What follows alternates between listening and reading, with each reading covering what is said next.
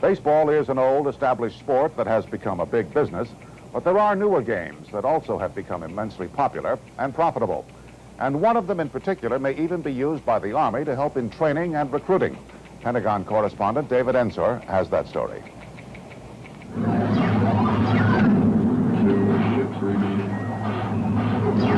Battlezone. It's one of a new generation of electronic games that are taking Americans by storm, especially male Americans, who flock to arcades like this one around the country to do battle with the machines. In the games, you are fighting enemy forces, and the object is to get them before they get you, which is exactly the idea in a real war for a tank gunner, or say the gunner driver of one of the Army's new M2 infantry fighting vehicles.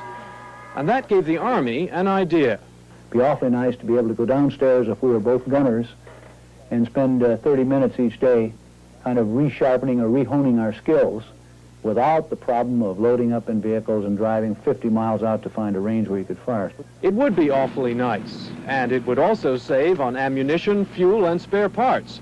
The cost of them is skyrocketing. So the Army Training Command recently asked the Atari Game Company to adapt one of their Battlezone games to have the controls, characteristics, and sounds of an infantry fighting vehicle. Be careful of that enemy tank. But wait, get the helicopter first. That's the bigger threat to you. Army officers were delighted with the machine and planned by this October to contract with a game company to build about 10 more, this time to resemble the gunner's controls on the Army's standard M60 tank. Put them in clubs, in messes, maybe put them in break rooms, put them down in the motor pool, and find out whether or not soldiers will do this on their own and what kind of feedback we get. The Army will then study whether the games improve the hand-eye coordination and accuracy of their gunners. If so, they may order hundreds of them and have them adapted for their purposes.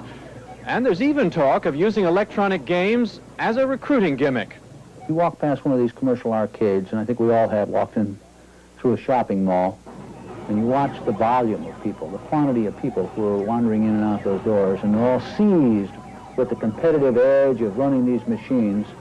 Something's happening in there. I know that the Army would like to capitalize on that. A capitalization that calls for an investment of only 25 cents at a time.